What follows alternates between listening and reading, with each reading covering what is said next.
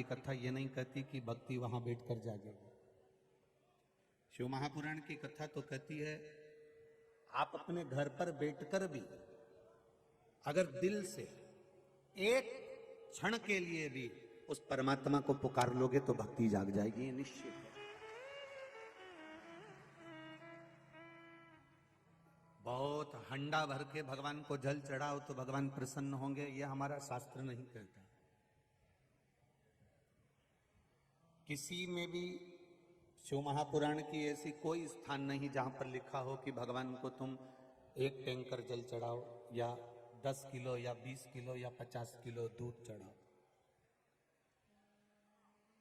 Gita press Gorakhpur की पूरी शिव पुराण को उठाकर देखना, उसमें कहीं नहीं लिखा कि महादेव को आप इतना 50 किलो का भोग लगाओ या 25 किलो का भोग लगाओ या 60 किलो का भोग लगाओ।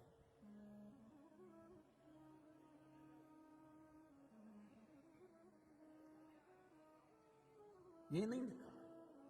शिव महापुराण में तो ये लिखा है कि आप भगवान को अगर दे रहे हो तो आपके मन से, अपने भाव से, अपने चित्त से, अपने हृदय से, अपनी बुद्धि से और अपने दिल से एक बूंद भी जल की अगर समर्पित कर रहे हो, एक चावल का दाना भी आप देवाधिदेव महादेव को दे रहे हो, आप एक फूल की पंखड़ी भी अगर समर्पित कर रहे हो तो मेरे महादेव ने उसको करोड़ों में स्वीकार करा है, उसको थोड़े में स्वीकार नहीं।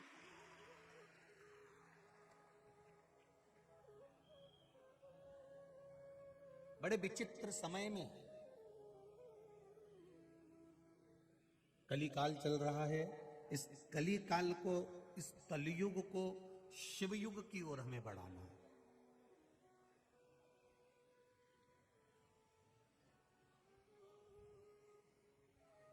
बड़े बड़े शहरों में पिता वॉकर लेकर चल रहे हैं, बड़े बड़े जगहों पर पिता, बड़ा विचित्र समय है साहब, पिता वॉकर लेकर चलता है और बेटा कुत्ते की सांकल लेकर चलता है। ये बड़ा विचित्र जमाना है।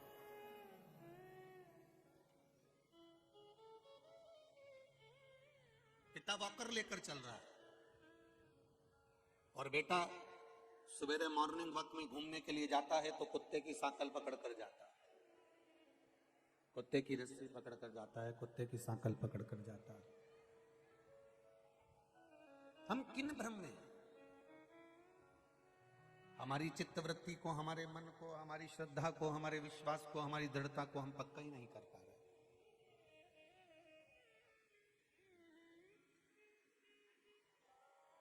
भक्ति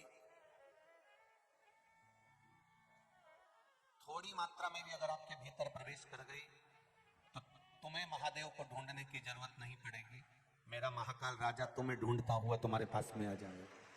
थोड़ी भी भक्ति, थोड़ा भी विश्वास, थोड़ी भी दृढ़ता, थोड़ा भी भजन, थोड़ी भी भक्ति अगर आपके अंदर प्रवेश कर गई तो महाकाल बाबा आपको ढूंढेगा, ढूंढता जरूर। पहले एक कथा आपको सुनाई थी, आपको स्मरण में होगी कि एक भक्त भगवान के मंदिर में जाता था, गणेश जी को जल चढ़ा देता था, कार्तिकेय जी को जल चढ़ा देता था, मां अंबा को जल चढ़ा देता था, पर महादेव जी को चढ़ाकर ही नहीं आता था। तो महादेव जी ने एक बार पार्वती जी से पूछा कि ये तुम पर जल चढ़ाता है, गणेश जी पे जल चढ़ाता है, षडानंद कार्तिकेय पर जल चढ़ाता है, पर मुझ पर जल नहीं चढ़ाता, एक बार मुझे जाकर इससे पूछना पड़ेगा। महादेव स्वयं उस भक्त के पास में जाते हैं और महादेव उस भक्त से जाकर पूछते हैं कि तू जल क्यों नहीं, सबको चढ़ा रहा है पर मुझे क्यों नहीं चढ़ा। उस भक्त का केवल एक ही कहना था, अगर मैं आपको जल चढ़ा देता तो भी आप मुझे मिलने के लिए नहीं आते, पर मैंने सबको जल चढ़ाया और आपको छोड़ दिया। मुझे मालूम था एक ना एक दिन महादेव मुझसे पूछने जरूर आएगा कि मुझे क्यों छोड़ा। भक्ति को बढ़ाना है, हमारे विश्वास को बढ़ाना।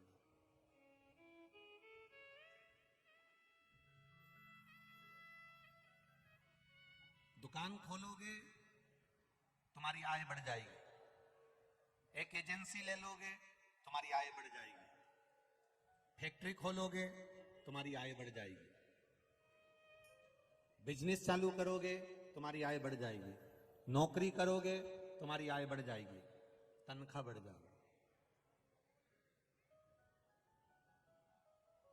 पूरी दुनिया के लोग आय बढ़ाने का साधन ढूंढ रहे हैं, पर दुनिया के लोगों जितनी तुम आय बढ़ाने का साधन ढूंढ रहे हो तुम ढूंढो, दुनिया का एक एक व्यक्ति ठेला चलाने वाला हो चाहे बुजुर्ग से बुजुर्ग हो, वो आय बढ़ाने का साधन ढूंढ रहा है।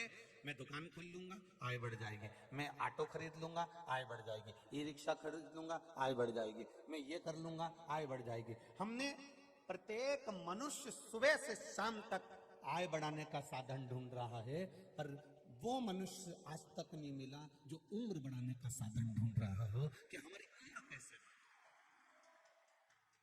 आय तो बढ़ जाएगी, तुम्हारे पास नौकरी भी बढ़ जाएगी, आय भी बढ़ जाएगी, पैसा भी बढ़ जाएगा, संपदा भी बढ़ जाएगी, सब कुछ तुम्हारे पास बढ़ जाएगा, पर उम्र भी तो बढ़ना चाहिए। अब मालूम पड़े तुम्हें तो मालूम ही नहीं कि तुम्हारी उम्र कितनी है। फैक्ट्री तुमने लगा ली, एक दुकान की 4 दुकान तुमने कर ली, एक एजेंसी की 4 एजेंसी तुमने कर ली, एक जगह को तुमने 4 जगह लगा दिया, खूब पैसा कमाया, खूब फैक्ट्री सजाई, खूब धन कमाया, आय बढ़ाई, हमारी इतनी आय बढ़ गई, हमारी इतनी आय बढ़ गई, हमारी इतनी आय बढ़ गई, पर तुमको ये नहीं मालूम कि तुम्हारी उम्र बढ़ी कि नहीं बढ़ी। अब तुमने फैक्ट्री लगा ली, दुकान लगा ली, धंधा बढ़ा लिया, आय बढ़ा ली, आय बढ़ाने के चक्कर में तुम्हारी उम्र कितनी चली गई। अब मालूम पड़े आय तो बढ़ गई और मालूम पड़े छाती में दर्द होगी और हॉस्पिटल में पड़ा रिया, तो फिर वो आय किस काम की जब जाने का समय ही आ गया। आय बढ़ाने के साधन के साथ में उम्र बढ़ाने का साधन भी ढूंढो। दुकान पर बैठने से आय बढ़ती है, फैक्ट्री पर बैठने से आय बढ़ती है, ऑफिस में बैठने से आय बढ़ती है, ऑटो में रिक्शे को चलाने से आय बढ़ती है, बिजनेस में बैठने में आय बढ़ती है। पर 3-4 स्थान कुछ ऐसे हैं, 4 स्थान ऐसे हैं जहां पर आय भले बढ़े चाहे नहीं बढ़े पर उम्र बढ़ती है। वो 4 स्थान कौन से बताए हैं शिव पुराण में? पहले नंबर पर अपनी माता के पास बैठने से, अपने पिता के पास बैठने से, अपने गुरु के पास बैठने से और शिव महापुराण में बैठने से उम्र बढ़ती है।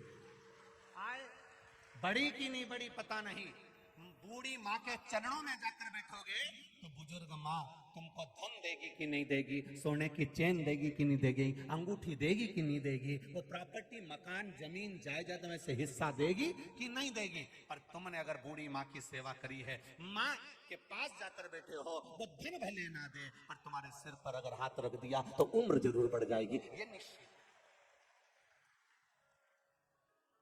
पिता तुमको जमीन देगा कि नहीं देगा, पिता तुमको जागीर देगा कि नहीं देगा, पिता तुमको धन देगा कि नहीं देगा, पिता तुमको दौलत देगा कि नहीं देगा, पता नहीं। पर बुजुर्ग पिता के पास में जाकर बैठने से, बुजुर्ग पिता के पास में बैठकर उनका आशीर्वाद लेने से आय बढ़ी कि नहीं बढ़ी पता नहीं, पर उम्र जरूर बढ़ेगी। और आय के साथ में उम्र बढ़ाना जरूरी है, क्योंकि आय तो बढ़ जाएगी और मालूम पड़े उम्र नहीं बढ़ पाई तो फिर इसका भोग कौन करेगा? तुम कमा कमा के मर गए और फोटो टंग गया, क्या मतलब? माँ के पास बैठने से उम्र बढ़ती है, पिता के चरणों में बैठने से उम्र बढ़ती है।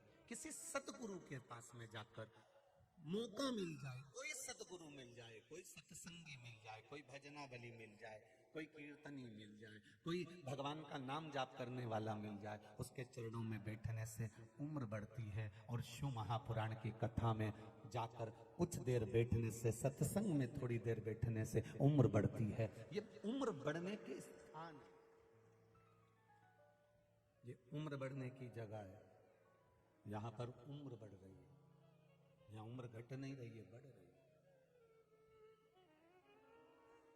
ये स्थान है उम्र बढ़ने के महाराज, जहां पर उम्र बढ़ती है। आय आय बढ़ाने के साधन के साथ साथ उम्र बढ़ाने के साधन भी ढूंढना, अपनी माँ के पास में जाकर बैठना। माँ तू कैसी है, तुझे दुख तो नहीं है, तुझे कष्ट तो नहीं, रिटर्न नहीं आ रहा है बाबू, दुख तो नहीं है, कष्ट तो नहीं है, तकलीफ तो नहीं है। पिता के पास जाकर बैठना, पिता आपको कोई दुख तो नहीं है। मेरे पिताजी ने पूरा मकान उसको दे दिया, मेरे पिताजी ने पूरी दुकान उसको दे दी, मेरे पिताजी ने पूरी जमीन उसको दे दी, मेरे पिताजी ने सब सामान उसको दे दिया। पिताजी ने जिसको जमीन दी, मकान दिया, दुकान दी, जमीन जायदाद जिसको दी, दे देन दो। जिसने जमीन जायदाद मकान पिता का अगर हड़प भी लिया है ना, तो वो बहुत दिन तक नहीं चलता। एक आध दिन उसके बेटे ने शेयर मार्केट और डब्बा खेला ना, तो पूरी जमीन जायदाद जमीन सब धोखे भाव में चली जाती है। माता पिता ने क्या किसको दिया उससे मतलब मत रखना, पर माता पिता का मरते समय तक का आशीर्वाद हमारे पास में होना चाहिए।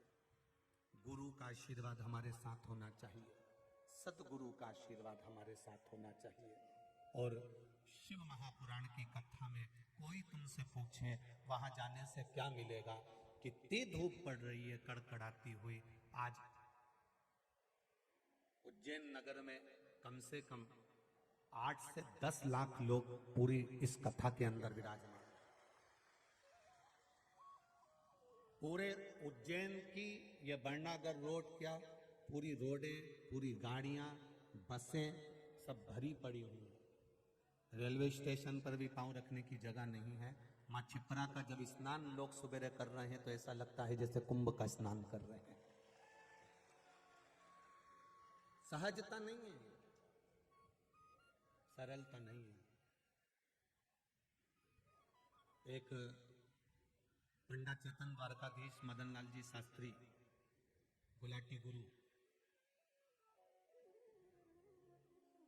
इनकी तरफ से कुंटलों से ड्राई फ्रूट्स बांटा जा रहा है। ये शिव तत्व है। कोई लस्सी, कोई छाछ, कोई दूध, कोई दही, कोई पानी, कोई बिस्कुट, कोई खिचड़ी, कोई दही बड़ा, कोई हलवा, रात रात भर बांटू, रात रात। कृपा किस रूप में? एक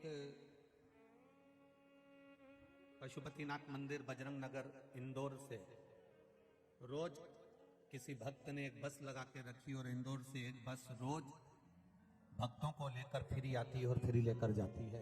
ये शिव तत्व।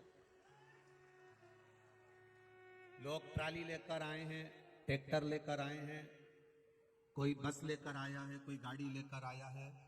पेट्रोल डलवाने वाले ने पेट्रोल डलवा दिया, गाड़ी चलाने वाले ने गाड़ी चला ली, पर इतने लोगों को कथा पंडाल तक लेकर गए हो और इतने लोगों को वापिस अपने घर तक लेकर जाओगे। जितने लोगों को तुमने कथा सुनवाई है उसका एक एक अंश गाड़ी चलाने वाले को और डीजल पेट्रोल डलवाने वाले को जरूर प्राप्त होगा, ये निश्चित है। जो तुम इतने लोगों को लेकर आए उसकी भक्ति कहीं खाली नहीं जाएगी, उसका विश्वास खाली नहीं जाएगा। महाराज, उम्र बढ़ाने का साधन है दान, धर्म, पुण्य, सत्कर्म, तीर्थ, व्रत, भजन, कीर्तन। ये उम्र बढ़ाने का साधन है। इससे उम्र बढ़ती है, उम्र बढ़ती है। हम 24 घंटे आय बढ़ाने में लगे हैं पर उम्र पर हमारा ध्यान नहीं है।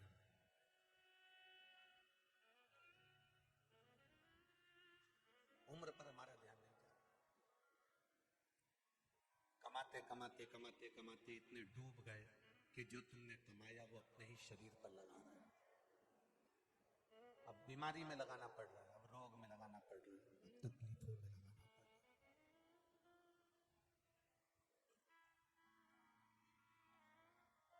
अविरल भक्ति की ओर हम अग्रण्य हो, भगवान के भजन की ओर, भगवान के कीर्तन की ओर, भगवान के मंत्र जाप की ओर अग्रण्य।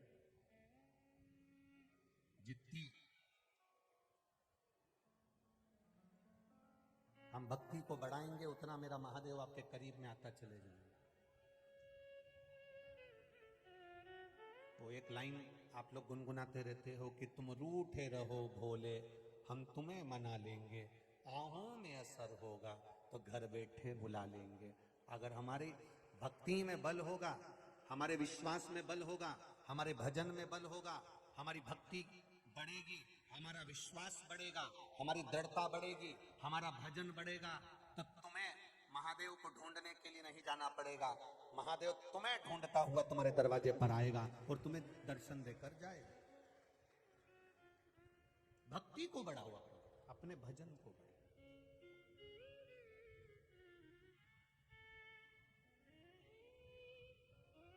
सरकार ने 1000 का नोट बंद कर दिया।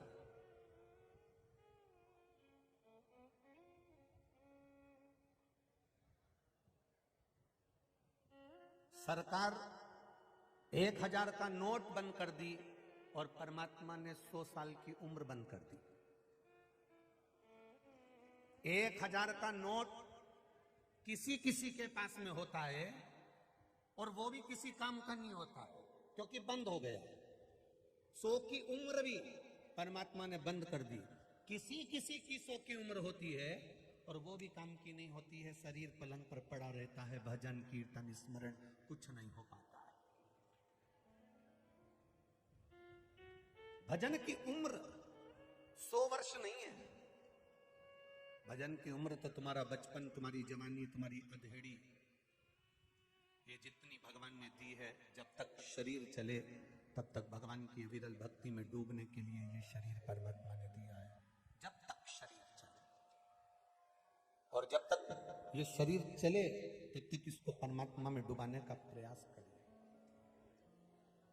बहुत आड़ा टेढ़ा बोलकर, बहुत अपशब्द कहकर, किसी को ताना देकर, किसी को गाली देकर उससे महानता हमारी नहीं हो सकती। बड़ी गाड़ी लाओ, बड़ा बंगला बनाओ, बड़े बड़े लोगों में बैठो, बड़ी जमीन खरीदो, मना नहीं। बड़ी गाड़ी लाओ, बड़ा बंगला बनाओ, बड़ा धंधा खोलो, बड़ा बिजनेस खोलो, बड़े बड़े लोगों में बैठो, मना नहीं है। बस एक निवेदन है, अपने मुख से बड़ी बड़ी बात कभी मत करो। बड़ा धंधा खोलोगे चल जाएगा, बड़ी गाड़ी लाओगे चल जाएगा, बड़ा बंगला बनाओगे चल जाएगा, बड़ा बिजनेस खोलोगे चल जाएगा, बड़ी जमीन खरीद लोगे चल जाएगा, पर अपनी जीवन से कभी बड़ी बड़ी बात मत करना, किसी को नीचे दिखाने की बात मत करना, इतने बड़े मत हो जाना कि तुम्हारे शब्द बड़े हो जाएं। और जो बड़ा धंधा खोले तो महादेव को कोई दिक्कत नहीं है, बड़ी गाड़ी ले महादेव को कोई दिक्कत नहीं है, बड़ा घर बनाए महादेव को कोई दिक्कत नहीं है, बड़ा बिजनेस खोले महादेव को कोई दिक्कत नहीं है, बड़ा व्यापार करे महादेव को कोई दिक्कत नहीं है, बड़े व्यक्ति के साथ रहे महादेव को कोई दिक्कत नहीं है। पर व्यक्ति इन बड़ों बड़ों के साथ में जब बड़े बड़े बढ़ते चले जाते हैं, तब बड़ों के साथ में रहते रहते वो बड़ी बड़ी जब बात करने लगते हैं तो फिर महादेव को सुहाता नहीं है, क्योंकि तू मेरे दिए पर पलने के बाद भी इतनी बड़ी बात कर रहा है।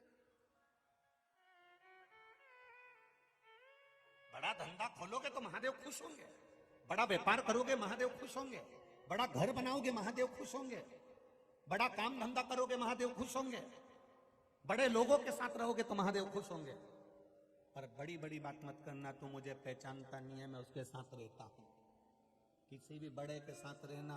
महादेव का डमरू में एक रस्सी इधर होती है तो एक रस्सी इधर होती है, बस यूज खटके नहीं, रोज खटका देते, यूज खटके तो बस ये देखो सब चतुर चतुर बैठे हैं डमरा डमरू लेके, यूज खटके और खटकते से ही बस इधर का भी बजे नहीं इधर का भी बजे। महादेव का काम ही केवल इतना है, मेरे भोलेनाथ जी का काम कितना है, बस इतना ही। मेरे शंकर भगवान का एक ही काम है, नीचे का ऊपर और ऊपर का नीचे कब कर देता है लोगों को ही नहीं मालूम पड़ पाता है, उसका काम ही है ये। खाली न जाता कोई दर से तुम्हारे, अरे मैं भी खड़ा हूँ नन्ही बाहें पसारे, अपने हृदय से लगा लो, गिरा जा रहा हो, उठा लो। उसका काम ही यही है, बस नीचे से उठाकर ऊपर कर दिया, ऊपर से उठाकर नीचे कर दिया, उसका काम ही यही, कोई दूसरा काम नहीं मेरे महादेव। पलटना,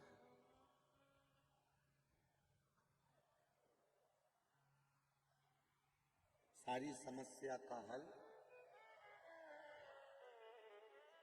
एक लोटा जलम चढ़ा रहे हैं, एक लोटा जलम महादेव को दे रहे हैं, महादेव को रोज प्रदान कर रहे हैं, तो वो जल खाली जाता है क्या? नहीं, खाली नहीं जाता। किसी पेड़ के नीचे रोज रोज रोज पानी डालो,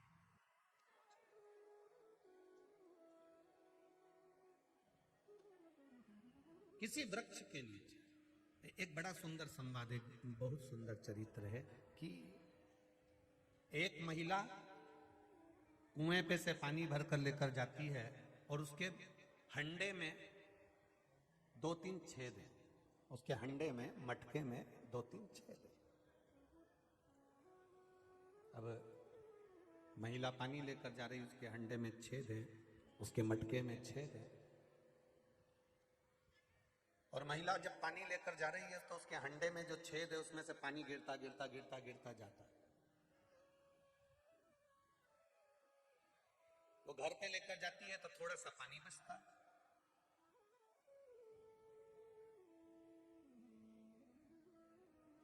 बड़ी गांव के लोगों ने उससे कहा कि तू पागल हो गई है, तू मूर्ख हो गई है, हंडे में छेद है, पानी लेकर जाती है, घर तक लाती है तो थोड़ा सा पानी बचता है, तो ऐसा पानी भरकर जाने से मतलब क्या है?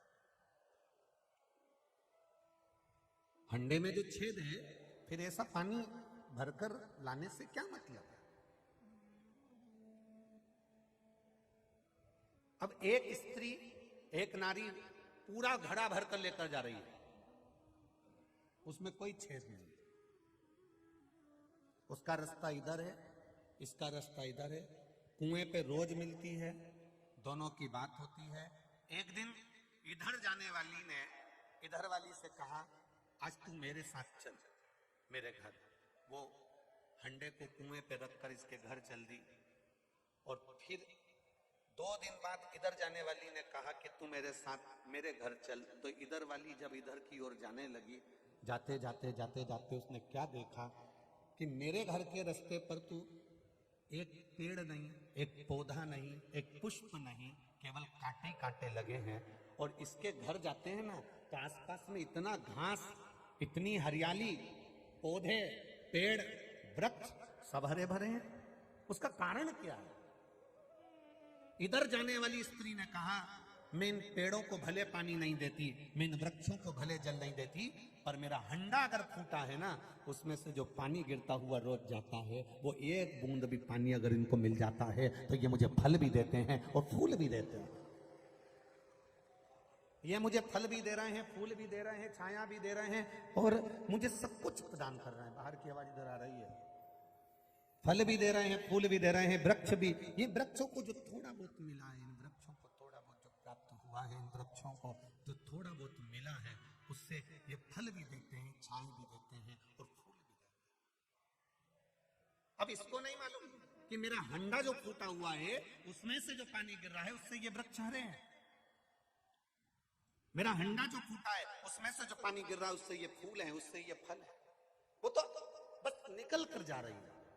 आप भी ये कभी विचार मत करना कि महादेव मेरी सुनते नहीं है, महादेव मुझे कुछ दे नहीं रहा है। ना ना ना ना, जैसे एक हंडे में छेद है और पानी गिरता हुआ जाता है, तो वृक्ष हरे होकर फल भी देते हैं, फूल भी देते हैं। उसी तरह यदि आप रोज महादेव को एक लोटा जल चढ़ा रहे हो, महादेव अगर आज नहीं देगा तो कल देगा, और तुम्हारी झोली खुशियों से, पुष्प और फल से भरेगी,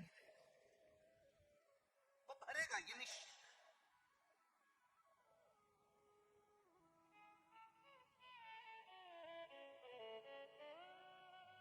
कई लोग प्रैक्टिकल करते हैं।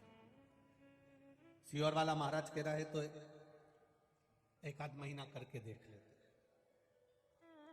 2 महीना करके देख लेते, 3 महीना करके देख लेते।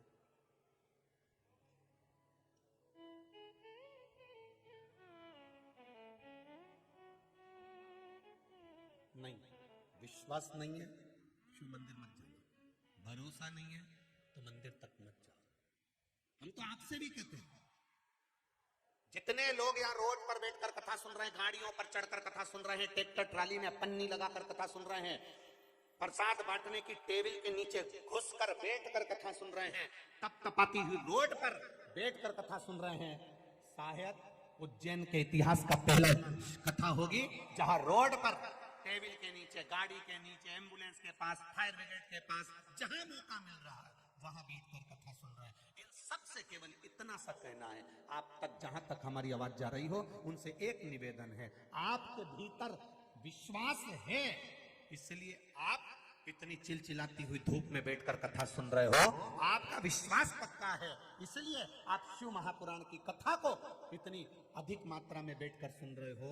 और आपका विश्वास अगर पक्का है तो महादेव की कृपा भी पक्की है, ये निश्चित है।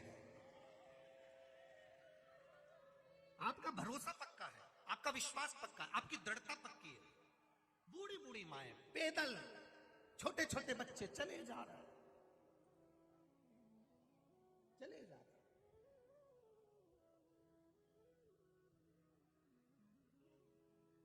बहुत दूर तक चले जा रहे। किसके भरोसे? केवल बोल बम का नारा है, बाबा एक सहारा, उसके भरोसे और किसी के भरोसे। क्यों आया? उसके विश्वास पर।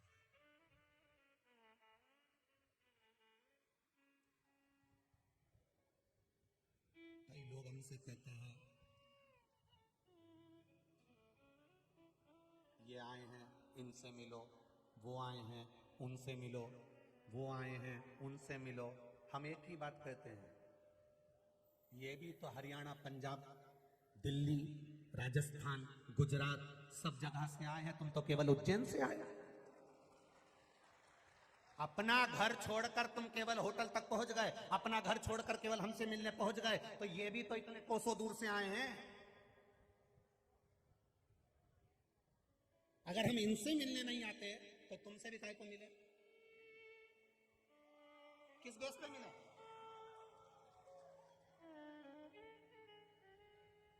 अगर इनसे मिलने नहीं आते, ये भी तो हमारी इंतजार करते हैं, एक मात्र दर्शन करने के लिए तपती हुई धूप में रोड पर बैठे रहते हैं कि महाराज निकलेगा तो दर्शन हो जाएंगे। इनका विश्वास, दृढ़ता, और आप होटल पर आकर कहो हमसे मिलना पड़ेगा, हमसे मिलना पड़ेगा, तो दादा हाथ जोड़, थारा अगरबत्ती लगा के आ जाई मती। ये भी तो शिव भक्त हैं, ये भी तो शंकर के भक्त हैं। एक व्यक्ति के भीतर भी अभिमान नहीं आना चाहिए कि मैं महाकाल के मंदिर में इनको इस भाव से दर्शन करा सकता हूं। किसी के मन में यह ना आए कि आप महाकाल का दर्शन इन भक्तों को करा रहे हो, यह अभिमान आपके भीतर नहीं आना चाहिए। वो तो महाकाल ने ना जाने कौन से तेरी भाग्य अच्छे होंगे जो तो तेरी ड्यूटी महाकाल ने अपने चरणों में लगाकर रखी है, ये तेरा किस्मत है। तेरे जैसे ना जाने कितने महाकाल ने झारखंड के जंगल में छोड़ रखे हैं, रोज गोलियां झेल रहे हैं, और तू उनके दरवाजे पर खड़े होकर भक्तों के जय घोष नहीं झेल पा रहा, और उसमें भी अहंकार, हम दर्शन करना जाओ, धक्का धक्का धक्का। अरे एक क्षण उस काल अधिपति से नैन तो मिलाने दे रहे, एक क्षण उसका दर्शन तो करने दो रे। पैसा लगाकर हजारों किलोमीटर से लोग आते हैं, उनको दिल से दिल तो लगा लेने दो रे। किस अभिमान में जी रहे हो, किस अहंकार में जी रहे हो? जरा सी देर में तुमने कह दिया जल्दी जल्दी बाहर निकलो, दर्शन नहीं करने देना, दर्शन नहीं करने देना। अरे उसको धन्यवाद दो जो उसने अपने चरणों की नौकरी दी है, नहीं तो ना जाने कहां कहां ठोकर खाते रहते रे, कहां कहां पड़े रहते। ये अभिमान में मत जीना। थोड़ा सीहोर वाला महाराज कड़क बोलता है, और आज बोलेंगे और कल छप जाएगा, और छापने वाला कितना भी छापते रहे, आग लगे बस्ती में और अपन रहो मस्ती में। कब तक रोएंगे कि ये बोल दिया, वो बोल दिया, ये छाप दिया, वो कर दिया। छापो, तुम्हारी मर्जी पड़े जो लिखो। और व्यासपीठ से एक बात जरूर कहना चाहूंगा, आप भगवान भोलेनाथ की साक्षी में जब खड़े हो तो ये विश्वास मानकर चलना कि महादेव ने आपको अपने चरणों से लगा कर रखा है। कुछ तो तुम में खूबी होगी जो महादेव ने अपने चरणों की ड्यूटी दी है। कहां भटकता वो, उसको ही नहीं मालूम है। लगाया उसने आपको चरणों में, अपने चरणों में लगा कर रखा है, अपने पास लगा कर रखा है। ये मेरा अपना है जो इतने भक्तों को दर्शन करा रहा है। प्रसन्नता लुटाते रहना। आओ साहब, महाकाल से नैन मिलाओ साहब, आओ साहब, दर्शन करो साहब, आओ साहब, आओ साहब, निकलो, तुम्हारे पीछे और खड़े हैं साहब, जल्दी चलो साहब। जय श्री महाकाल, जय श्री महाकाल, जय श्री महाकाल, जय श्री महाकाल। नैन मिलाते जाओ, जय श्री महाकाल, जय श्री महाकाल, जय श्री महाकाल कहते जाओ। प्रसन्नता में कहो, इस्माइल दीजिए, इस्माइल, थोड़ी खुशियां लौटाइए, प्रसन्नता देकर कहीं। अभी हम रास्ते में से आ रहे थे, कल भी शाम के समय थोड़ी देर घूमने के लिए आए थे, तो देखा था बुजुर्ग माताएं इतनी प्रसन्नता में। ये उज्जैन की धरा की माता है। उज्जैन के कई पुरुष उज्जैन नगर के कई जगह पर कथा करने गए, वहां केवल उनके अपने लोग सेवा में लगे रहते हैं, पर यहां जो भोजन भंडारा चल रहा है, लाखों लोग भोजन कर रहे हैं, उसमें उज्जैन नगर के कई पुरुष बड़े बड़े भगोने हाथ से उठा उठा कर ले जाकर रख रहे हैं। धन्य है ऐसे नगर के पुरुषों को, इस उज्जैन नगर अवंतिकापुरी के पुरुषों और माताओं को। एक वो कोई बच्ची है, कुछ थोड़ा बहुत सामान वामान बेइज्जती करती होगी, भावसार करके, कोई उसका नाम में लिखकर ध्यान में आएगा, भावना भावसार, एक लड़की है, कहीं बेटी वो भावना भावसार, और उसकी बहन अगर सुन रही हो तो मैं उसको आमंत्रित करूंगा कि वो मंच पर आए, व्यासपीठ के करीब। एक कोई भावना भावसार, दो लड़कियां, दो बेटियां, केवल कोई सामान का ठेला मेला लगाती होंगी महाकाल मंदिर के आसपास, उनकी आंख में जल था। हम रोज प्रतीक्षा करते थे कब उज्जैन में कथा हो जाए, कब उज्जैन में कथा हो जाए। दोनों बेटियां भोजनशाला में बर्तन उठाने से लेकर, झाड़ू लगाने से लेकर, ऐसी कोई सेवा नहीं बची उन बेटियों की जो उन्होंने वहां सेवा ना करी हो। यह उज्जैन है मेरा, यह अवंतिकापुरी है मेरी, यह महाकाल की नगरी है मेरी, जहां सेवा का प्रकल्प आगे बढ़ता है।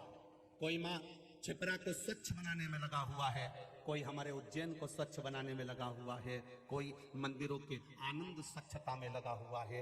ये मेरी अवंतिका है, जहां आने वाले एक एक भक्त की सेवा में उज्जैन पलक पावड़े बिछाकर खड़े रहता है। ये उज्जैन अभिमान में ना जीना। बड़ा व्यापार खोलो, बड़ी दुकान खोलो, बड़ा घर बनाओ, बड़ा बंगला बनाओ, बड़ी गाड़ी लो, बड़े बड़े लोगों के साथ बैठो, तुम्हारी मर्जी पड़े जितने बड़े बनना हो बन जाओ, पर बड़े बोल, बड़े शब्द और बड़ी वाणी पर थोड़ा सा संयम रखना। अपनी वाणी से कोई ऐसा शब्द किसी को अपमान का ना निकल जाए जिससे उसको तकलीफ हो। इसलिए जब दर्शन कराओ मेरे काल अधिपति के, तब कहो आओ साहब, जय श्री, जरा जम के तो बोलो, जय श्री महाकाल। दर्शन प्रेम से कराओ, भजन प्रेम से करो, भक्ति प्रेम से करो। 2 रोटी तुम्हारी सास खाती है, तीसरी रोटी भी नहीं खाती, 3 खाली तो बहुत खाली। पर उस बुजुर्ग सास को अगर 2 रोटी भी घर में मिले ना, तो प्रेम की मिले ना, तो सास और 2 साल ज्यादा जी लेती है। प्रेम की वाणी से रोटी दीजिए, प्रेम के शब्द से भोजन दीजिए, प्रेम के शब्द,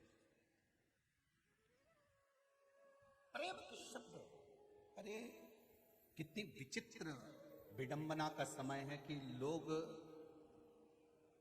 घर में पर्दे, बंगला, गाड़ी, सब कुछ नया लाने में लगे हैं, पर रिश्ते निभाने में नहीं लगे हैं। रिश्ते निभाओ, प्रेम के रिश्ते। जब प्रेम के रिश्ते निभाओगे तो जीवन एक आनंदित हो जाएगा। प्रेम के रिश्ते निभाओ। प्रेम का जब रिश्ता होगा तो सुख अपने आप प्राप्त हो जाएगा, अपने आप। देव समय परमात्मा को। मंदिर के अंदर भी अगर दर्शन करने जा रहे हो, मंदिर के अंदर पूजन करने जा रहे हो, शिवालय में एक लोटा जल चढ़ाने जा रहे हो, वहां पर बैठकर व्यर्थ की बात मत करना। शिव जी के मंदिर में जाओ तो फालतू की बात मत करना। एक लोटा जल चढ़ाना, कहीं हमारे मुंह से किसी की निंदा ना निकल जाए, हमारे मुख से किसी की चुगली ना हो जाए, हमारे मुख से किसी के लिए अपशब्द ना निकल जाए। जल चढ़ाना, मंदिर से बाहर निकल जाना। कोई ने कुछ पूछा, तुम्हारे मुख से निकल गया, किसी ने कुछ बोला, तुम्हारा दिल दुख गया। शंकर जी के पास नहीं, शिव से दूर, शिव से दूर। मंदिर जाना, वहां कचरा मत देखना। कई लोग गोवर्धन नाथ जी की परिक्रमा करने के लिए जाते हैं, गिरिराज बाबा की परिक्रमा करने जाते हैं, वहां दूध चढ़ता है। दूध चढ़ता है तो लोगों के मन में आता है, बताओ कितना दूध डुल रहा है, पाँव में आ रहा है, यही दूध अगर किसी को दे देते तो अच्छा था। वो दूध पाँव में आ रहा है, पर आज तक किसी ने ये नहीं जाना कि गिरिराज जी पे चढ़ने वाला दूध का छींटा कपड़ों पर क्यों आता है, गिरिराज जी पे चढ़ने वाला दूध हमारे पाँव में क्यों आता है, गिरिराज जी में चढ़ने वाला दूध हमारे शरीर पर क्यों आता है, गिरिराज जी में चढ़ने वाला दूध हमारे ऊपर क्यों बहकर जाता है। उसका कारण क्या है? क्योंकि गिरिराज बाबा के चरणों में जो जाता है, एक लोटा दूध जब चढ़ाता है, गिरिराज जी को जल चढ़ाता है, दूध चढ़ाता है, प्रणाम करता है, तो गिरिराज बाबा उसको आशीर्वाद देते हैं, दूधो नहाओ पूतो फलो। गिरिराज जी को मालूम है 40 रुपए लीटर के दूध में तू घर जाकर नहीं नहाएगा, इसलिए तूने जो मुझे चढ़ाया उसी में नहाकर चले गए, दूधो नहाओ और घर जाकर पूतो फलो। मैंने तुझे दूध में नहाकर भेज दिया, घर जाकर पूतो फलो। ये गिरिराज बाबा कहते हैं।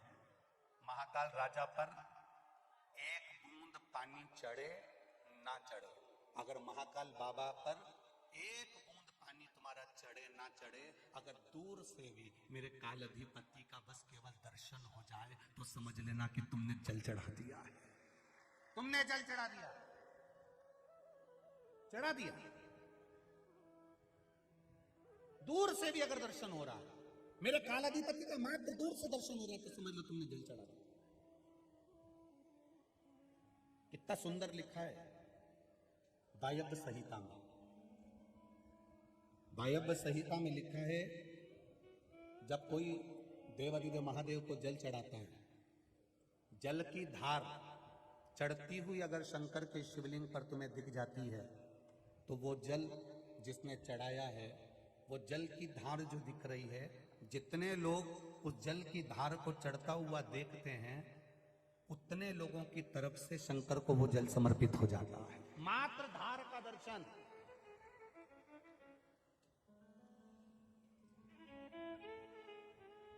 मात्र धार का दर्शन। वायव्य संहिता शिव महापुराण की वर्णन कर रही है, क्यों शंकर जी के ऊपर जल का पात्र बांधा जाता है, क्यों बूंद बूंद पानी टपकता है, क्यों जल में से एक एक जल की धार महादेव के ऊपर चलती रहती है, क्यों वेद पाटी ब्राह्मण भूदेव जब अभिषेक कराते हैं तो जल की धार धीरे धीरे चढ़वाते हैं। उसका कारण क्या है? क्यों शिव जी के ऊपर जलाधारी लगी, उसमें से एक एक बूंद पानी गिर रहा है। वायव्य संहिता कहती है, जितने भक्त दर्शन करने के लिए आते हैं, अगर एक बूंद टपकते हुए पानी की भी शिव जी पर मात्र दिख जाती है, तो उसकी तरफ से शिव जी को पानी समर्पित हो जाता है, जल समर्पित हो जाता है। मात्र एक बूंद पानी टपकता हुआ भी दिखता है तो वो जल समर्पित हो जाता है। प्रेमवश की आनंद। महादेव की सेवा जैसी दुनिया में किसी की सेवा नहीं है साहब। वो कुछ नहीं मांगता आपसे, कभी आपसे नहीं कहता कि मुझे तू सोना देना, कि चांदी देना, कि अंबर देना, कि पीतांबर देना, कि धन देना, कि दौलत देना, कि मुझे तू ये 56 भोग देना। महादेव को नीच ही है, तुम तो तुम्हारे पास रखो, तुम महादेव को कुछ मत दो, पर महादेव को समय जरूर दो। एक लोटा जल चढ़ाने महादेव के सामने जाओगे, मतलब महादेव को तुमने समय दिया। शिव पुराण कथा सुनने के लिए आए हो, महादेव को समय दिया। टीवी खोलकर बैठे हो 1 बजे से 4 बजे तक, महादेव को समय दिया। और याद रखना, दुख की घड़ी में सब साथ छोड़ देंगे। जिसके साथ तुम 24 घंटे रहते थे वो भी साथ छोड़ देगा, जिसके साथ तुम हर पल रहते थे वो भी साथ छोड़ देगा। जब तुम्हारे ऊपर कर्जा होगा, तकलीफ होगी, कोई बीमारी आ गई, रोग आ गया, कष्ट आ गया, जिसके साथ तुम रहते थे वो तुम्हें केवल एक बार दो बार देखने आएगा, इसके सिवाय नहीं आएगा। तुम्हारे पर कर्जा बढ़ गया तो दुनिया के लोग जिसके साथ तुम 24 घंटे रहते थे वो तुम्हारा साथ देने नहीं आएगा। सारी दुनिया के लोगों को तुमने समय दिया, पत्नी को दिया, बच्चों को दिया, कुटुंब को दिया, कबीले को दिया, माता को दिया, पिता को दिया, रिश्ते को दिया, नाते को दिया, अपने वालों को दिया, बुआ को, फूफा को, रिश्ते को, नातों को, दोस्तों को, फ्रेंड को, जिन जिन को तुमने समय दिया, तुम्हारी दुख की घड़ी में वो खड़े नहीं होंगे। पर जिसको तुमने समय नहीं दिया वो महादेव तुम्हारी दुख की घड़ी में खड़ा मिल जाए। जिसको केवल एक लोटा जल चढ़ाने गए, केवल एक क्षण के लिए गए, थोड़ी देर के लिए तो महादेव के पास पहुंचे। कितना समय दिया तुमने महादेव को? सवेरे नहाई, लोटा उठाई, जल भरा, पास में मंदिर था, चप्पल नहीं पहनी, दौड़ कर गई और महादेव को चढ़ा के प्रणाम करके और थोड़ा सा जल लेकर वापिस आ गई। जी कितना देर लगती है? ईमानदारी से बोलना रही जी, ज्यादा से ज्यादा 5 मिनट 10 मिनट, मंदिर थोड़ा दूर होगा तो 15 मिनट। बोलो रही सही है कि गलत है? ज्यादा से ज्यादा 15 मिनट। 24 घंटे में से 15 मिनट तुमने महादेव को दिए हैं और पूरे 24 घंटे पूरे परिवार को दिए हैं। तुम्हारी दुख की घड़ी में इनको भी अजमा लेना और उस काल अधिपति को भी अजमा लेना। 24 घंटे परिवार को दिए, 24 घंटे बेटे को दिए, 24 घंटा बहू को दिए, 24 घंटा अपने नाते रिश्ते कुटुंब करीबेले सबको दिए। इनको अजमाना एक बार 24 घंटे में। जिन जिन को दिए, भाई बंधु कुटुंब कबीला, जिनको 24 घंटा दिया, इनको अजमा के देखना। और जिसको तुमने 10 मिनट 5 मिनट 15 मिनट दिया, केवल मंदिर जाके एक लोटा जल चढ़ाती थी, आ जाती थी। जब वेंटिलेटर पर पड़ी थी, पूरा परिवार बाहर खड़ा था, तूने जिसको जल चढ़ाया था वो तेरे वेंटिलेटर के पास खड़ा था, वो खड़ा। एक पत्र आया है, देखिए।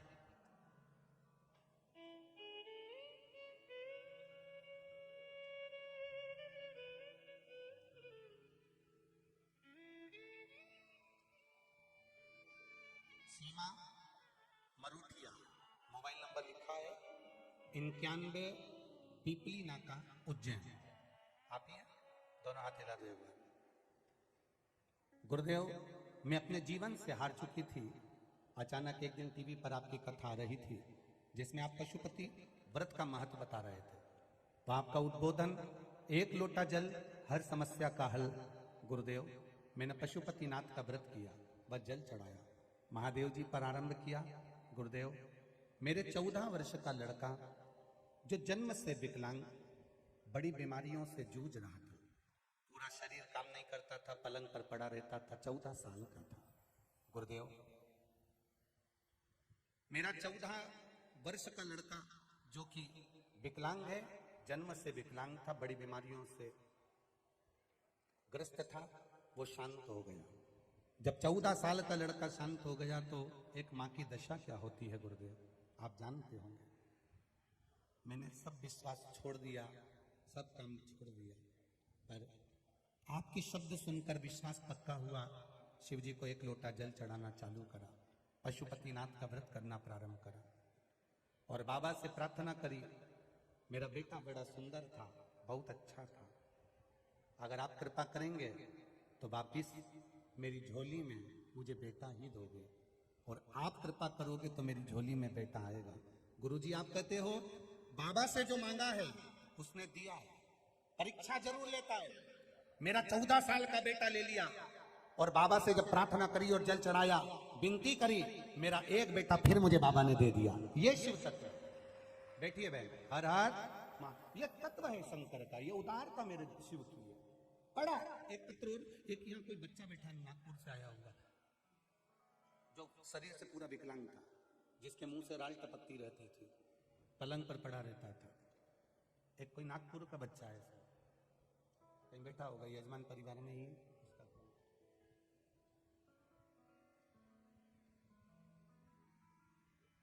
अब शिव तत्व की ओर उसने, उसकी माँ ने विश्वास रखा, शिव जी का भरोसा रखा।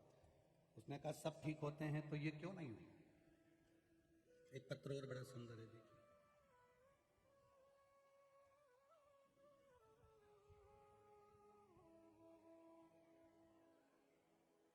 अतुल प्रजापति, ग्राम हरनिया खेड़ी महू। अतुल प्रजापति ग्राम हरनिया खेड़ी महू से। शिव की महिमा का क्या बखान करूं गुरुदेव। जब 6 महीने गर्भवती थी तो डॉक्टर के कहने पर सोनोग्राफी कराई, जिसमें रिपोर्ट में बताया गया कि इस बच्चे के दिल में गठान है, हृदय में एक गठान है, ये बच्चा रखने लायक नहीं है। तब हम बहुत परेशान हुए और चिंताग्रस्त होते हुए बड़े टेंशन में आ गए। तब मेरे ससुर जी ने कहा कि भोलेनाथ पर भरोसा रखो, साथ ही शिव जी पर जल चढ़ाओ, जल का आचमन करो। पशुपति व्रत करना प्रारंभ करा, शिव जी पे चढ़ा हुआ जल पीना प्रारंभ करा। बाबा की कृपा से 1 मार्च 2022 को महाशिवरात्रि के दिन बाबा की कृपा से हमारे यहाँ पुत्र रत्न की प्राप्ति हुई। डॉक्टर ने कहा था इसके हृदय में छेद है, इसके हृदय में गांठ है, और वो डॉक्टर कहते हैं कि हृदय में गांठ है। इसकी एक बार सोनोग्राफी वापिस कराई, वापिस जांच कराई, और जांच में मालूम पड़ा कि बाबा ने जो पुत्र दिया वो स्वस्थ दिया, उसके गांठ नहीं थी। ये शिव तत्व की बात। एक विश्वास, एक दृढ़ता, एक भरोसा आपके भीतर होना चाहिए। अगर विश्वास हो तो कथा में जाओ, अगर विश्वास हो तो मंदिर तक जाओ, अगर भरोसा पक्का हो तो 1 लोटा जल चढ़ाने जाओ। और अगर विश्वास नहीं है, भरोसा नहीं है, दृढ़ता नहीं है, तो तुम्हें कहीं जाने की जरूरत नहीं है। अपने घर में रहो और आराम से दाल चावल खाओ। कौन मना करे तुमको? विश्वास हो तो जाओ। पूरे परिवार को समय देना, भाई बंधु कुटुंब कबीले रिश्ते नाते कुटुंब सबको समय देना, और एक मेरे महादेव को 5 मिनट 10 मिनट 15 मिनट 1 लोटा जल चढ़ाने जाना। इसको जो तुमने समय दिया है, तुम्हारी दुख की घड़ी में वो तुम्हारे साथ खड़ा मिलेगा, कदम से कदम मिलाता चलता मिलेगा, वो तुम्हारे साथ हर पल मिलेगा। जिसको समय दे। वारी दुनिया मतलब की दुनिया में किसी का, बोलो बोलो जम के बोलो, दुनिया में किसी का कोई नहीं। श्री राम के संग हजारों सखा, वनवास हुआ तब कोई नहीं। माता सीता के संग हजारों सखी, हरण हुआ तब कोई नहीं। वारी दुनिया मतलब कि धन के साथी सब थे, जब धन ही नहीं तो कोई नहीं। कौन किसको पूछता, कौन जाने।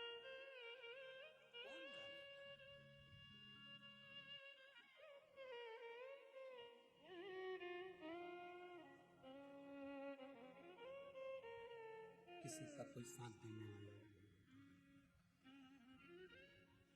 एक महादेव पर किया गया भरोसा, एक महादेव पर किया गया विश्वास, एक महादेव पर की गई भक्ति, एक महादेव पर करा गया दृढ़ भरोसा, ये साथ हो जाता।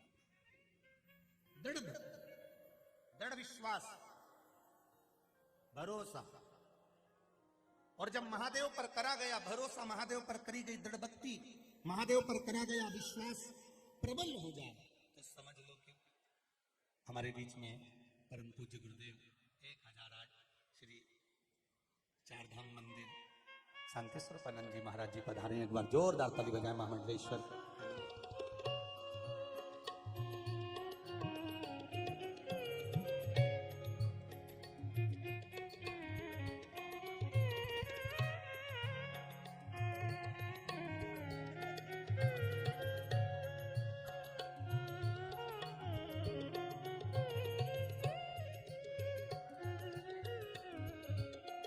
हमारे बीच में आदरणीय परम पूज्य संत शिरोमणि श्री भगवान दास जी महाराज जी भी पधारे। एक बार जोरदार ताली।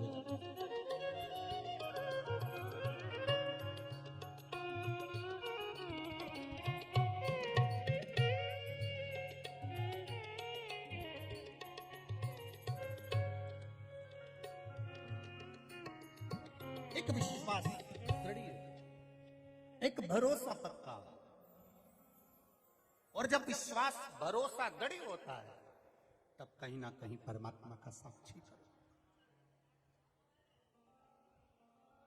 महाराज शिव कथा कर रही है, भगवान देवाधिदेव महादेव का संवाद कर रही है। आपकी दृढ़ता, आपका विश्वास, आपका भरोसा पक्का।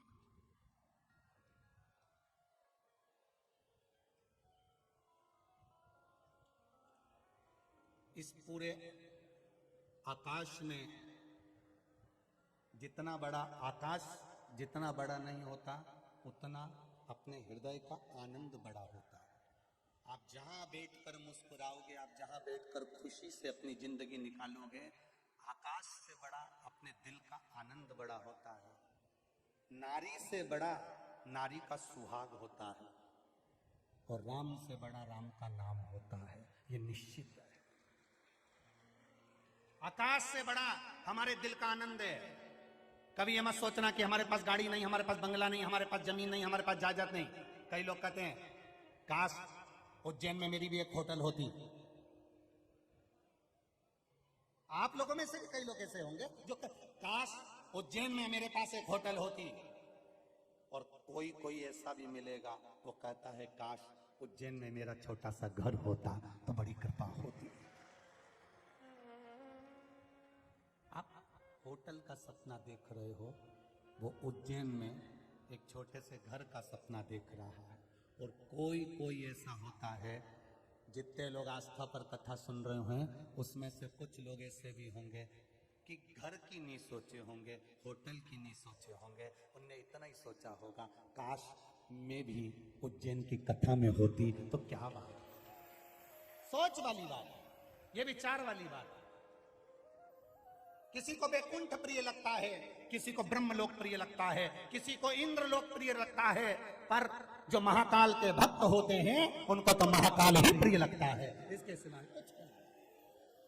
जो प्रिय है हमारा, जिससे हमारी लगन लगी है, उसको वही प्रिय लगे।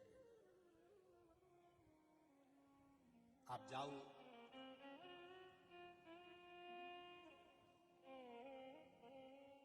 शिव के मंदिर में, आप जाओ भगवान शंकर के मंदिर में,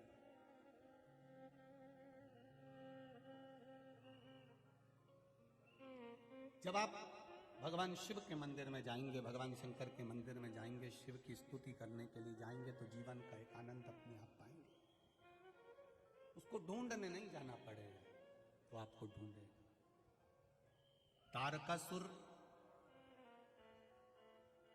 को मारने के लिए जब षडानंद कार्तिकेय जी गए, तो षडानंद कार्तिकेय जी से माता पार्वती जी कर रही है, इसके हृदय में छेद मत करना, इसके दिल को चोट मत पहुंचाना। शरीर में कहीं पर भी बाण चलाना मैं समझ जाऊंगी, पर हृदय में कोई बाण मत चलाना। क्यों माँ? माँ क्यों? माता पार्वती जी ने कहा कि इसके हृदय में महादेव बैठे हैं। जिसके हृदय में महादेव बैठे होते हैं उसका दिल नहीं दिखाया जाता, उसको चोट नहीं पहुंचाई जाती। इसका दिल मत दुखाना, इसको चोट मत पहुंचाना। अवंतिकापुर वासियों, महाकाल की नगरी के निवास करने वाले मेरे भाई बहन, मेरी माताएं, मेरी जीजियां, मेरे जीजाओं, इस अवंतिकापुरी में रहने वाले एक एक बच्चों, आपने रोज रात्रि में आकर किसी को पानी पिलाया, छाछ पिलाई, किसी को पोहा खिलाया, किसी को चाय पिलाई, किसी को भोजन कराया। आपने यहाँ जो आए हैं उनको जो खिलाया या कुछ दिया या कुछ करा, तो ये उन्होंने तो तुम्हारा एक बिस्कुट का टुकड़ा खा लिया, पर उन्होंने जो दुआ दी है, उन्होंने जो तुम्हें आशीर्वाद दिया है, वो जिंदगी में कभी निष्फल नहीं है, समाप्त नहीं होगा। करा भजन, आपने किया कीर्तन।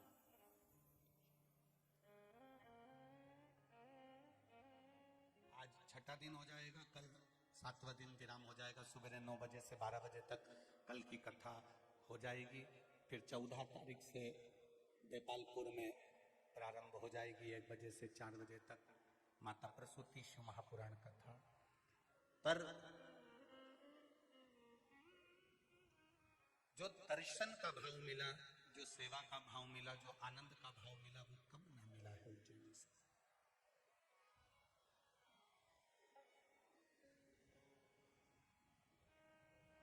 बस उससे एक बात अपने दिल की जरूर कहकर जाना, उससे निवेदन कर जाने, बाबा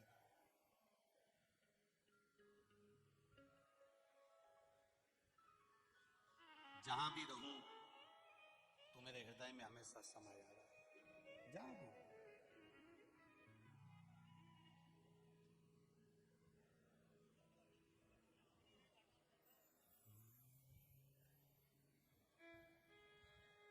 बाकी सी लटक गई, नैनों में अटक गई, कब तुम दर्श दिखाओगा।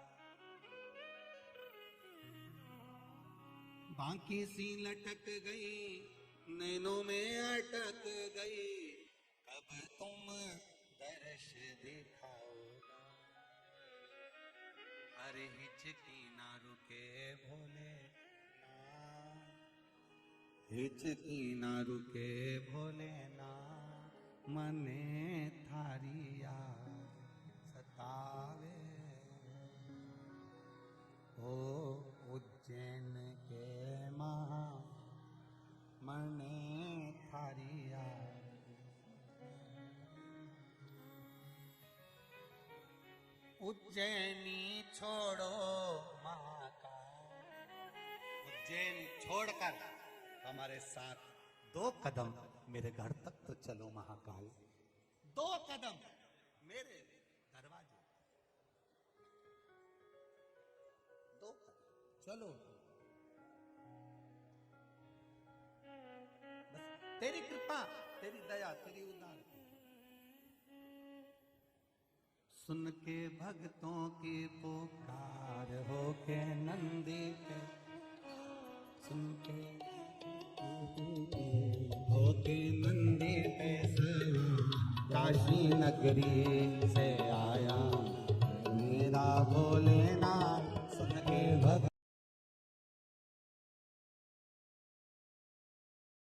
भगवान देवाधिदेव महादेव से दिल से, भाव से, आनंद के साथ, बड़े भाव के साथ प्रार्थना करिए। दिल से बाबा से विनय करिए। जहां जगह मिल जाए वहां बैठ जाओ और भगवान शिव से अपने हृदय की बात, अपने दिल की बात बाबा देवाधिदेव महादेव से भाव के साथ, दिल के साथ। आज कथा का 6ठा दिवस है। हृदय से देवाधिदेव महादेव से भाव से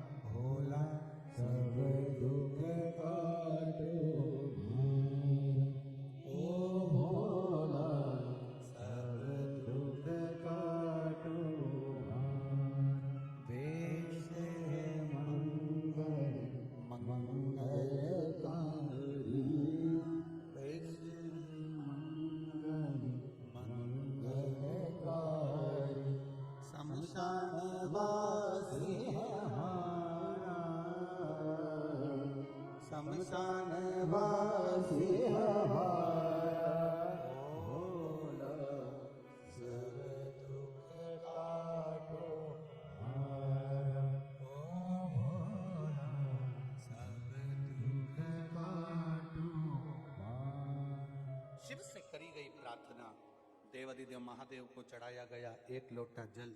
शंकर के मंदिर में पहुंचकर शिव से करी गई आराधना कभी खाली नहीं जाती। आप करो उस पर भरोसा, कुछ ना दो उसको, फिर भी उसके द्वार की चाकरी तो रखो अपने पास, तारकासुर के हृदय में बाण न लगे कार्तिकेय षडानंद। तारकासुर के हृदय में शिव बसे हैं। जिसके भीतर शिव का वास हो, जिसके हृदय में भगवान का निवास हो, वैसे तो मेरा सनातन धर्म कहता है महाराज, जितने मृत्यु लोक में मनुष्य जन्म लेते हैं और जो मानव पृथ्वी पर जन्म लेता है, उस सबके हृदय में, सबके दिल में मेरा महादेव रहता है, सबके हृदय।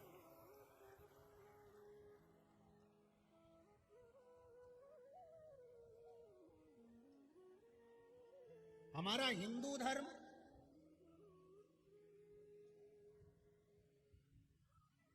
ये माता के दूध की तरह है और हमारा सनातन धर्म हमारे शरीर में बहने वाले खून की तरह है।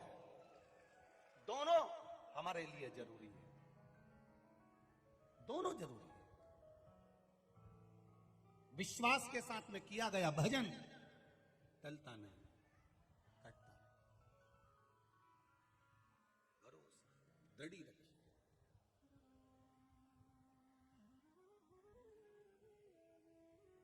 इस तारकासुर के हृदय में चोट ना लगे, इसका ध्यान रखिएगा। इस तारकासुर के हृदय में बाण ना लगे, इसका ध्यान रखिएगा। षडानंद कार्तिकेय जी जब तारकासुर को मारने के लिए गए तो तारकासुर सामने खड़ा हुआ था। पहला असुर, पहला राक्षस लंकाधिपति रावण भी राम जी के सामने खड़ा हुआ तो उसकी आंख में आंसू नहीं थे। कंस भगवान कृष्ण के सामने लड़ने खड़ा हुआ तब उसकी आंख में आंसू नहीं थे। हिरण्यकशिपु जब लड़ने के लिए सम्मुख में खड़ा हुआ तो उसकी आंख में आंसू नहीं थे। हिरण्याक्ष लड़ने के लिए सामने खड़ा हुआ तो उसके सामने आंसू नहीं थे। पर विश्व का, दुनिया का पहला असुर था तारकासुर। जब षडानंद कार्तिकेय के सामने खड़ा था तो उसकी आंख में से आंसू की धार बह रही थी। तो षडानंद कार्तिकेय ने बाण चलाने से पहले मुस्कुराकर पूछ लिया तारकासुर से कि तारकासुर, तेरे प्राण जाने वाले हैं और तू रो रहा है? एक शूरवीर राजा युद्ध के मैदान में रोए, ये कहां की रीति है?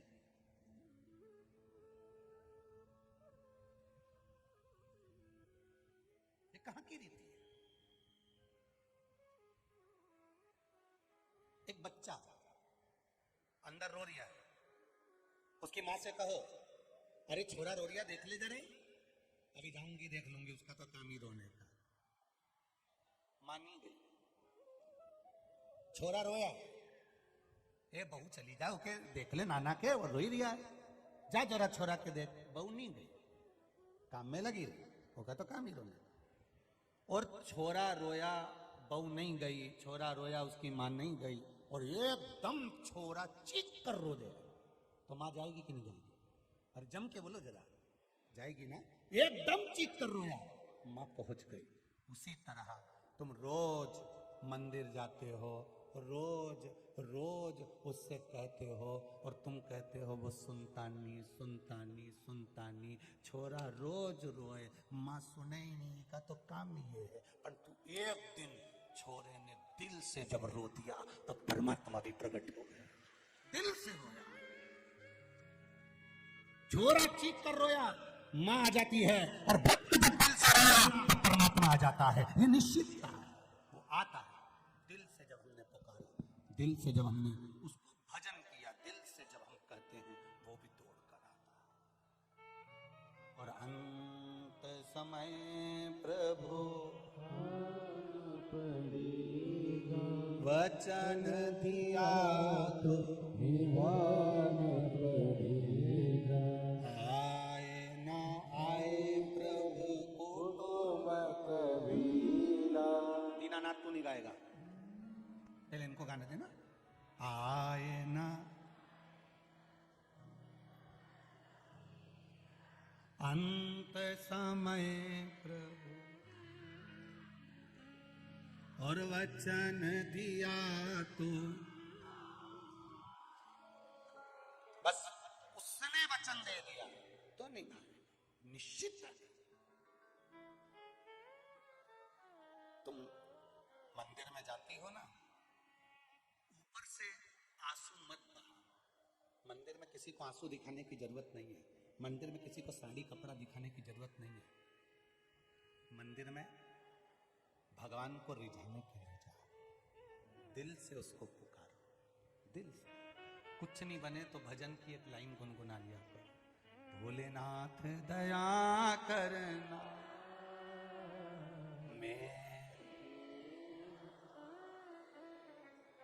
मेरे बाबा दया करना,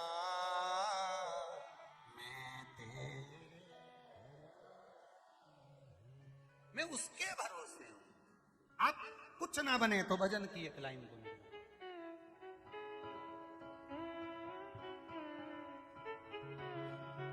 जोरदार ताली बजाएं संतों के लिए।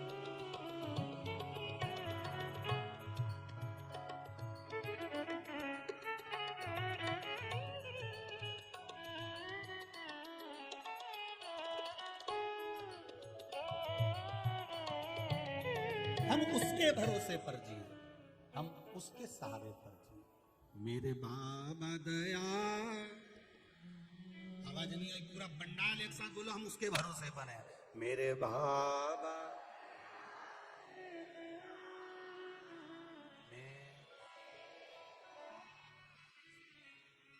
ऐसे नहीं, एक बच्चा जैसे मां को पुकारता है, एक भक्त अपने दिल से महादेव से कहता है, मेरे बाबा दया करना,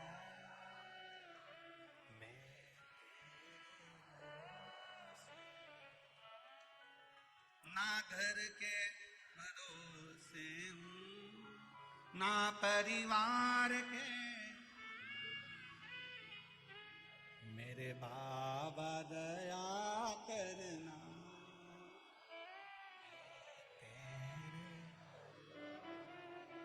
हम उसके सहारे पर जी। जरा सा अगर कोई तकलीफ आई तो तुम कह देती हो मैं अब भी फोन लगाती हूँ, अब भी। उसी तरह सच्चा भगत ऐसा होता है, जरा सी घर में तकलीफ आई मैं अब भी लोटा भर के जल चढ़ाती हूँ, अब भी। विश्वास जागेगा तब महादेव मिलेगा। ये पत्र जितने हैं तुम्हारी उज्जैनी में ही रहेंगे, ये सारे पत्र। और देखो कितने हैं।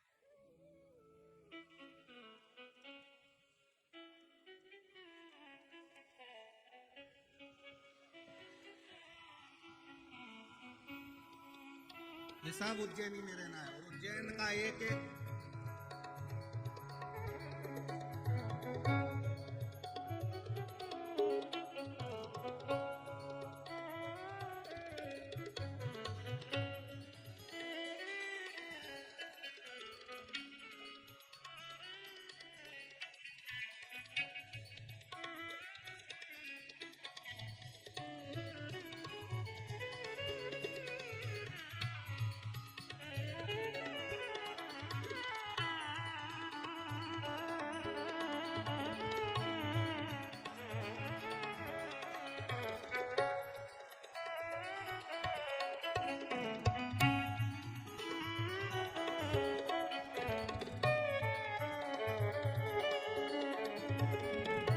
ये विश्वास है मेरे महाकाल का।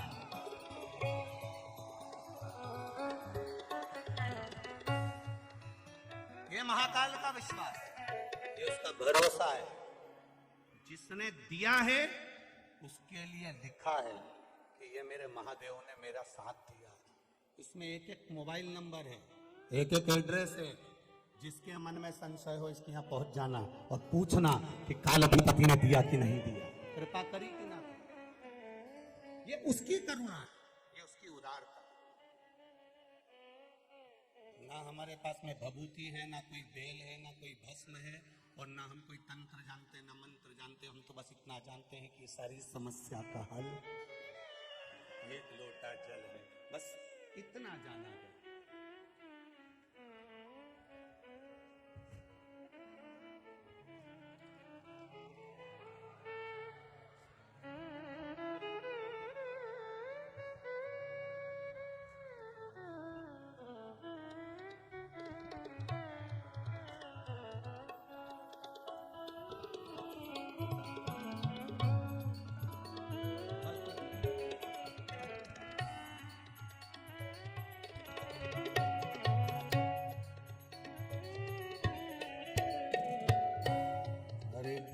दिया भंडार काशी।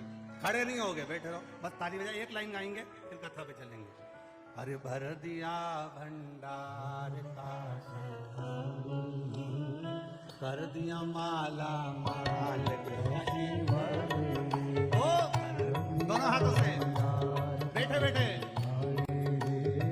कर दिया माला माल काशी वाले, कर दिया माला माल काशी वाले ने, कर दिया माला काशी वाले ने, ओ कर दिया माला माल काशी वाले ने, कर दिया माला माल काशी वाले ने, अरे कर दिया भंडार काशी वाले ने, कर दिया माला माल काशी वाले ने, ओ कर दिया भंडार काशी वाले ने, कर दिया माला माल काशी वाले ने, काशी वाले ने, ओ प्यारे उज्जैन वाले ने, ओ काशी वाले ने, ओ प्यारे उज्जैन वाले ने, काशी वाले ने, ओ प्यारे उज्जैन वाले ने, ओ काशी वाले ने, ओ प्यारे उज्जैन वाले ने, अरे कर दिया भंडार काशी वाले ने, कर दिया माला माल काशी वाले ने, ओ कर दिया भंडार काशी वाले ने, कर दिया माला माल काशी वाले ने, ओ कर दिया माला माल काशी वाले ने, कर दिया माला माल काशी वाले, आरे हारे उसकी कृपा बरसती है। यहाँ कोई विद्या तंत्र मंत्र या भभूति या ये कुछ भी हमारे पास में नहीं है।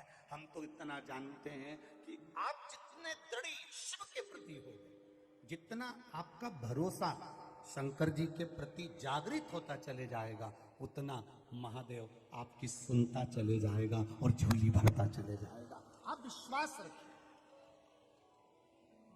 भरोसा, और वो दृढ़ होना चाहिए। तारकासुर तो रो रहा है, एक वीर योद्धा युद्ध के मैदान में जब युद्ध लड़ने जाता है तो रोता नहीं है तारकासुर, और तू रो रहा है। क्यों रो रहा है तारकासुर? तेरे रोने का कारण क्या है कि तू रो क्यों रहा है? आंख में से आंसू क्यों झड़ रहे हैं? तारकासुर कहता है मेरे आंख के आंसू इसलिए नहीं आ रहे कि मैं हार जाऊंगा या मैं मर जाऊंगा या मेरे प्राण छूट जाएंगे। ये आंसू मरने के नहीं हैं, ये आंसू अगर आ रहे हैं तो केवल इतनी सी बात के लिए आ रहे हैं, मेरी खुशी के आंसू हैं। मेरे महादेव विवाह नहीं कर रहे थे। जब सती मैया चली गई थी और तप में लीन हो गए थे तो मेरे महादेव विवाह नहीं करना चाहते थे, शादी नहीं करना चाहते थे, शादी नहीं करना चाहते थे। मेरे महादेव विवाह नहीं करना चाहते थे, पर मैं भी शिव का भक्त, ब्रह्मा जी से वर में मांग लिया, मरूंगा तो शिव के पुत्र द्वारा मरूंगा। आज मेरे महादेव ने शादी कर ली, विवाह हो गया, उनके पुत्र का मुझे दर्शन हो गया। अब भले मर जाऊं तो कोई गम नहीं।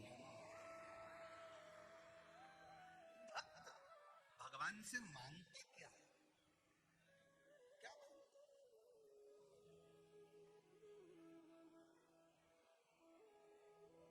कभी शिव मंदिर में जाना, ये तो हम हमारे हृदय से इस दिल की बात आप तक कहना चाहते हैं। कभी शिव के मंदिर में जाना, एकांत हो, कोई ना हो, कोई क्षण शिव मंदिर में जरूर आता है जिस समय पर शंकर के मंदिर में कोई नहीं रहता।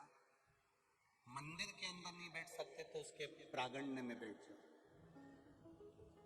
एकांत का क्षण शिव मंदिर में जाकर थोड़ा सा निकालना। उस समय पर तुम्हारे हाथ में बेलपत्री भी नहीं हो, फूल भी नहीं हो, पानी का लोटा, जल भी नहीं हो, आसन भी नहीं हो, तुम बस बैठे हो, बैठे और तुम उससे कह रहे हो दिल से, जो तुम्हारी मर्जी हो तुम उसको कहो, जो तुम्हारे मन में आ जाए तुम उसको।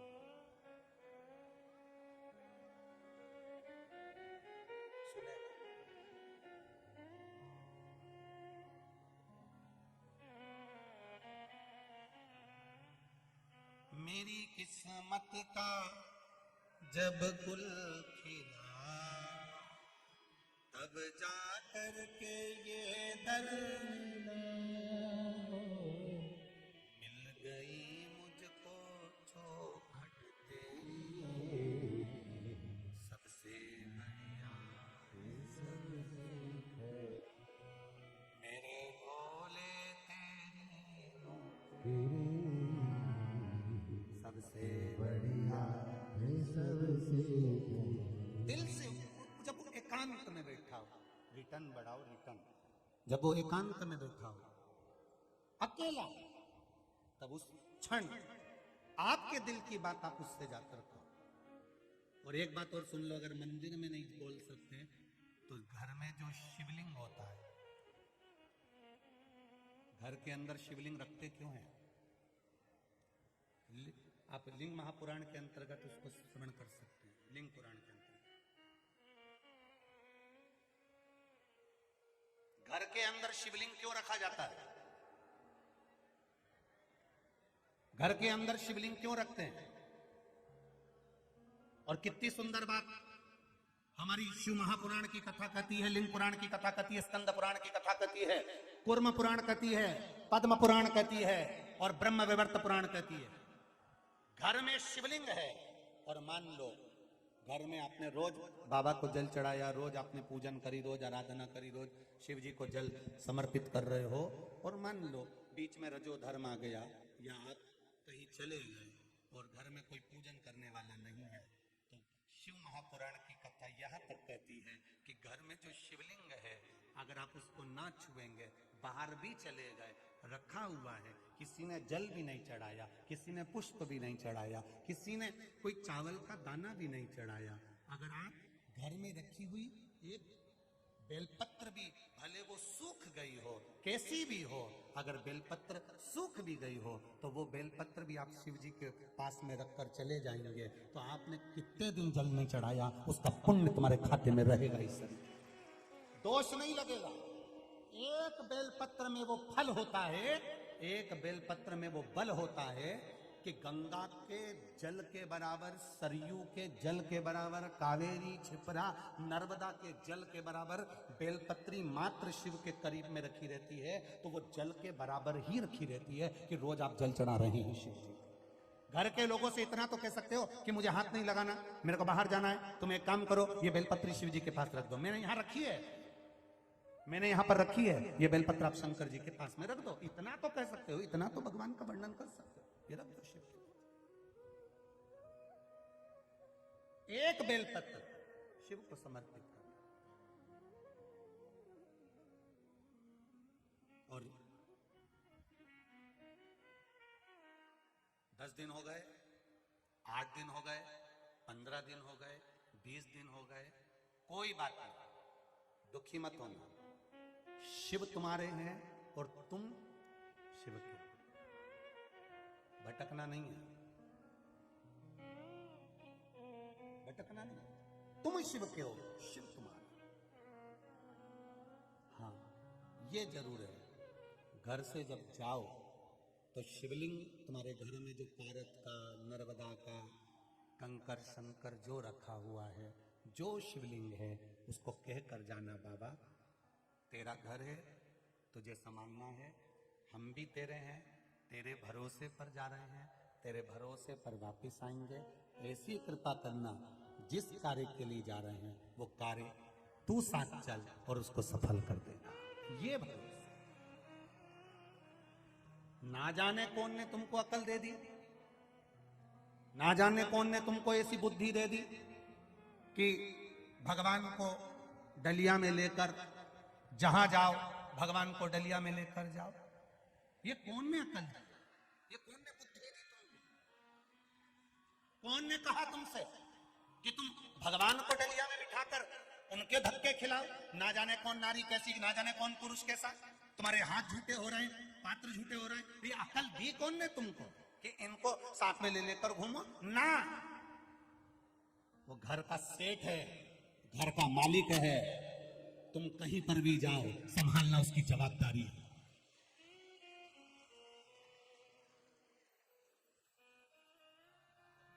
संभालना उसकी जवाबदारी है। शिवलिंग है, घर में रखो।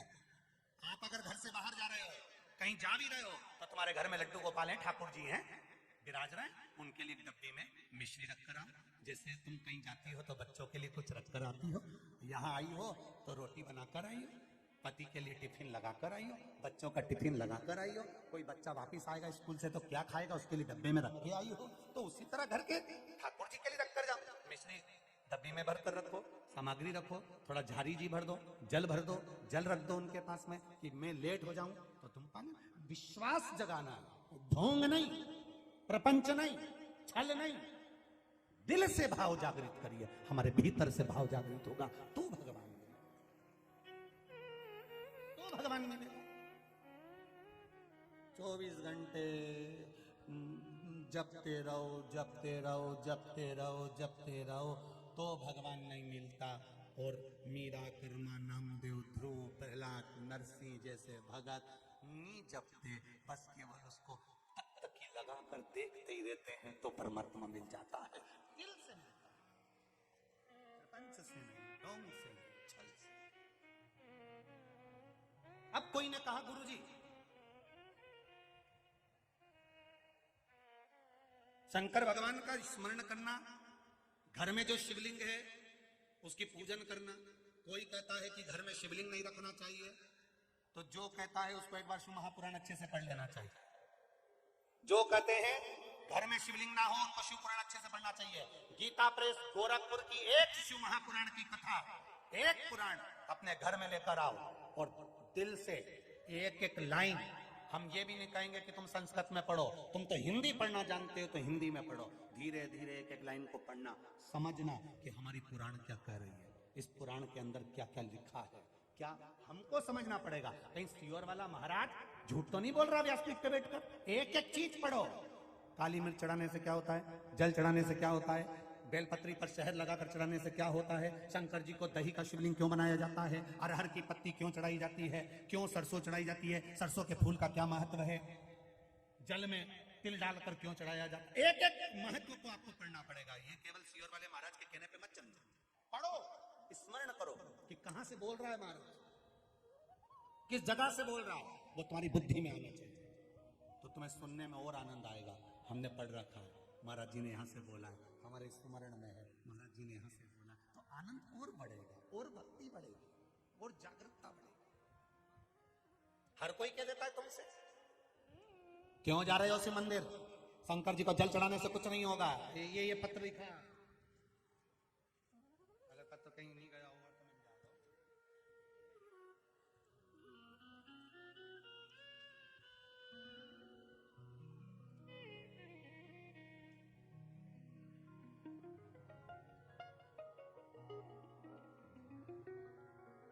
मैं कृष्णा राव, मैं रतलाम की रहने वाली हूँ गुरुदेव। कहीं बैठी हो कृष्णा राव रतलाम से, तो हाथ हिलाइएगा। कृष्णा राव रतलाम,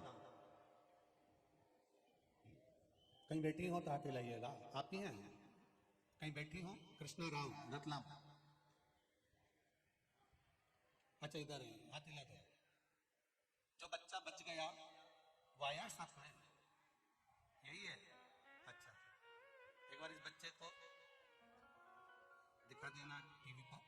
मैं कृष्णा राव, गुरुजी मैं इंदौर गई, वहां संकटी सोमवार का उद्यापन था। मेरी भाभी ने 21 नवंबर 2022 को किया था।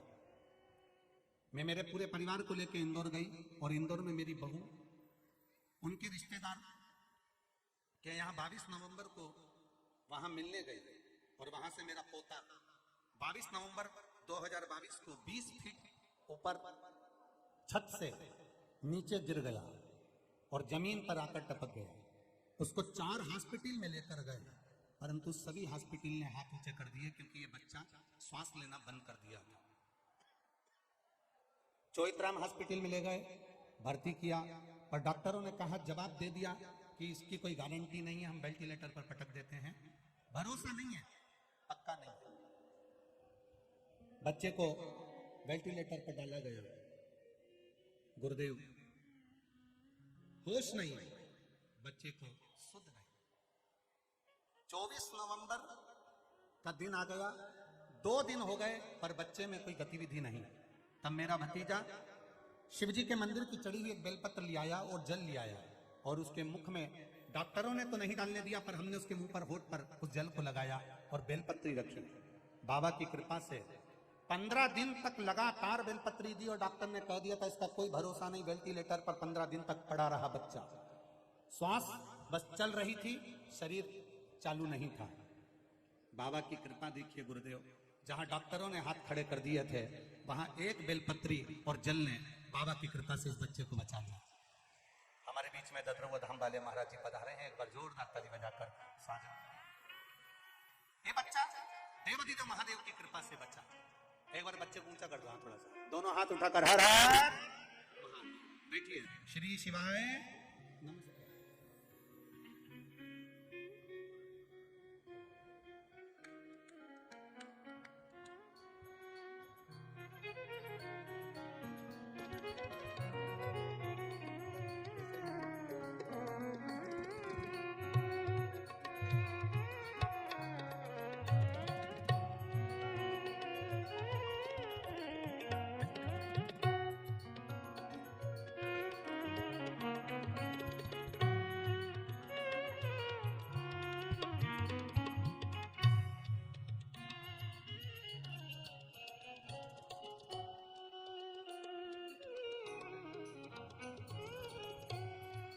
ये शिव कृपा है, और उसकी कृपा बिना कुछ होता ही नहीं।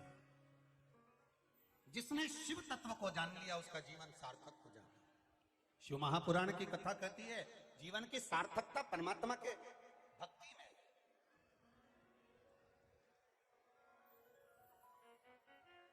शिव तत्व की ओर जाना। तारकासुर मन में जो सोचा था उसने वो पूर्ण किया। गए तारकासुर के प्राण, तारकाक्ष दिदुमाली कमलाक्ष ने सत्ता संभाली। समय आया, शिव महापुराण की कथा कहती है भगवत भजन का स्मरण बढ़ा, भक्ति बढ़ा, विश्वास बढ़ा। आगे प्रसंग मंगल गणेश विवाह का आएगा, पर उससे पहले हमारे बीच में